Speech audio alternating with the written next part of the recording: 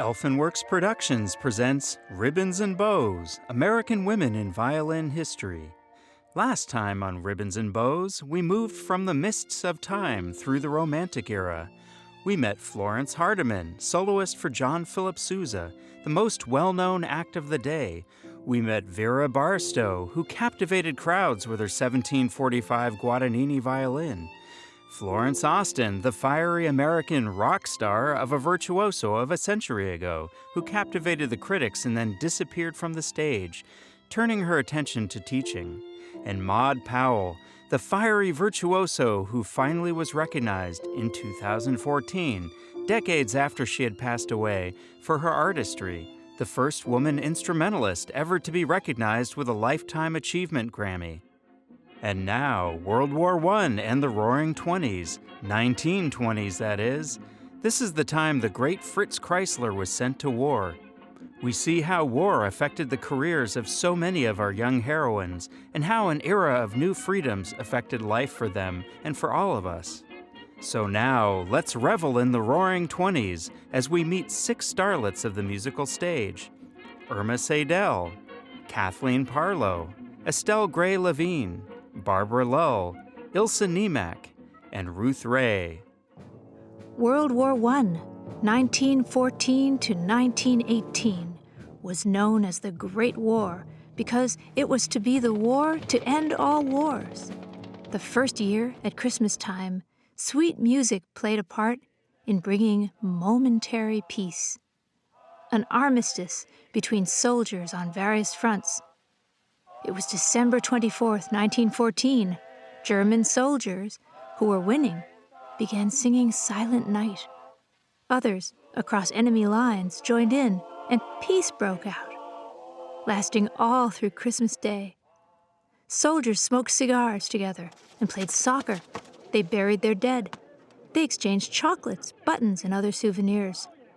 And they also exchanged addresses, thinking they might write to each other after the war ended.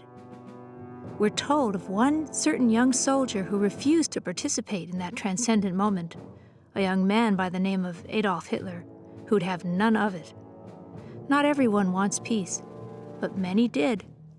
Perhaps 100,000 soldiers took part in this unexpected, grassroots peace moment, and many of them wrote home to say it was the best Christmas they'd ever experienced. When the soldiers were finally ordered back into battle, they aimed high so as not to kill each other that day. The commanders, thinking all this might hinder the war effort, tried for a press embargo, but there were too many joyful letters home to keep it secret for long.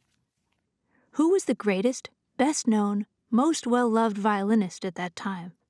Without a doubt, it must be Fritz Kreisler. Kreisler had been born in Austria, had grown up to become a wildly well-loved violinist, a medical doctor, and a composer. With an instantly recognizable sound, sweet tone, and distinctively expressive phrasing, Kreisler was widely regarded as one of the greatest violinists of all time. Among his legacy are many musical hoaxes, works he penned himself and attributed to others with a twinkle in his eye. An allegretto not by Boccherini, various works not by Martini, a minuet not by Pugnani, and so on. And there is a certain glissando slide from one note to another that now carries his name, the Kreisler slide. The fact that Fritz Kreisler was a fabulous violinist didn't exempt him from serving in the war. The fact he was a medical doctor didn't exempt him either. He was ordered to serve on the side of the Austrians against the Russians, and serve he did. Kreisler's wife, we know, volunteered as a Red Cross nurse. Kreisler wrote of his experience in a little book, 4 Weeks in the Trenches. The book, quite small but also poetic, has a certain musical eye and lyric quality about it. For example, the care he takes to relate a story like that of the spontaneous Christmas Eve ceasefire. His foxhole had been 500 yards from the enemy trenches. After 3 days, they knew each other's features. One Russian with good humor and jollity and bravado made the first move with a gift of tobacco, prompting an unofficial 20-minute truce that did more for the joie de vivre among the soldiers than a train-load of provision. And with this new camaraderie, truces would be called for removing the wounded. Ribbons and Bows, American Women in Violin History, a presentation of Elfenworks Productions beyond film and music, will return after this brief message. Musicians, singers, teachers, lift your voice for peace, for our time. Find out how at www.elfenworks.org/peace. Now we return to Ribbons and Bows, American Women in Violin History. At one point, Kreisler was summoned to the 13th Company, half a mile away, to translate. There, he learned of 2 Russians on the point of starvation who had carried a white flag to ask for some food from the enemy side in trade for some tobacco from their own. The 2 were given something of a feast, including Kreisler's own stash of chocolate, then sent back with a heavy sack of gifts: bread, biscuits, bacon, cheese, each person contributing. Kreisler remarked, "Many a man must have parted with his last piece of bread in order not to be outdone by the others in generosity. For our own provisions were running very low. It's true, the bread and biscuits were mildewed, the cheese stale, the bacon as hard as stone, but the boys gave the best they could, the very poverty and humbleness of their gifts attesting to their own desperate plight, and bearing proud witness to the extent of their sacrifice. With tears in their eyes and reiterated protestations of thanks, our guests staggered back through the night to their lines, undoubtedly carrying with them tender memories of Austrian generosity and hospitality." Kreisler also summed up an important truth about peace. It's possible to fight fiercely and passionately against masses, but, he said, as soon as that mass crystallizes itself into human individuals whose features one can actually recognize, hatred almost ceases. Although fighting continues, he mentions, it takes more the form of sport, each side being eager to get the best of the other. One still shoots at his opponent, but almost regrets when he sees him drop. While a soldier, Kreisler also found that his musical ear was useful. Shells sound different going up than when coming down. He said it sounds like a dull whine accompanied by a falling cadence, which changes to a rising shrill as soon as the acme has been reached and the curve points downward again. By being able to hear where the acme was and knowing the acme was exactly halfway between both sides, he could help pinpoint the source of the opponent's artillery. So he was sent on reconnoitering tour that did just that. Kreisler served until he was injured and received an honorable discharge. His hearing was never quite the same after the war, and with the outbreak of another great war, World War II, he and his wife would move to the United States and become naturalized citizens, joining America's proud violin history and teaching many women protégés. Ribbons and Bows, American Women in Violin History, a presentation of Elfenworks Productions beyond film and music, will return after this brief message.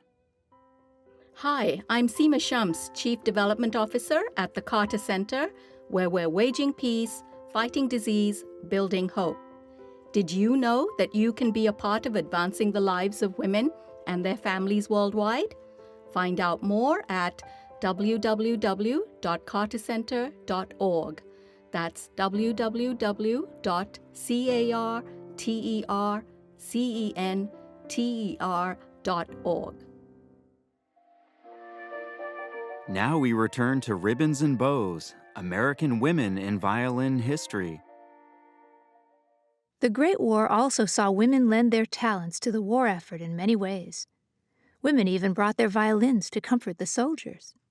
Violinists such as Irma Seydel, who played at forts until after lights out for the barracks. Born in 1869 in Boston, Seydel's father was in the Boston Symphony, and he started her on the violin at the age of 3. She finished her studies in Europe and then toured Europe and America. Seydel had been planning on doing another European tour until World War I changed her plans. Seydel and her accompanist were both charming girls who played with rare sense of style, and the audiences were always full of enthusiasm every time they performed. the St. Louis Globe-Democrat. Miss Seydel captured the hearts of her audience and all the musical honors with the first upward sweep of her bow. The Boston Post. A rare and commanding sense of style, with authority and fire, and with all the sureness and freedom of a matured virtuoso. The Deutsche Musikzeitung. The youthful violinist gave an astounding exhibition of finely developed technique, beautiful soulful tone quality, sympathetic sincerity, and real depth of interpretive ability. During wartime, Seydel also played at a naval hospital for the soldiers who were resting and for the wounded who were recovering. Her music transported them away from their current troubles or physical pain into memories or hopes, filling them with joy and helping them recover and grow well or maintain courage and stay the course. Meet Kathleen Parlow, the Lady of the Golden Bow, one of the famous women violinists of the First World War era, and one of the best players of her time. Born in 1890 in Fort Calgary, Alberta, Canada, Miss Parlow moved to San Francisco, California, and began playing the violin at age of 4. Quickly hailed as a virtuoso, she was the first American woman to attend St. Petersburg Conservatory, where she studied under the great pedagogue Leopold Auer, the only female in her class of 45 students, a fact that perhaps shouldn't surprise us, given the times in which she lived. There was seemingly nothing in the standard repertoire she could not or did not play, and critics loved her every aspect. The San Francisco Chronicle. Her technique is ever admirable in its surety, fluidity, and consummate ease. The Vancouver Daily Province. Miss Parlow is justly entitled to be classed among the greatest virtuosi of the day, irrespective of sex or nationality. The New York American. She promised wonders when we heard her first a year ago, and she has kept her promise. Miss Parlow now stands in the foremost rank, side by side with such violinists of high fame as Kreisler and Zimbalist. Her many concert venues included Aeolian Hall, Carnegie Hall, and Mendelssohn Hall. She was a great influence, beyond her concertizing, for her teaching as well.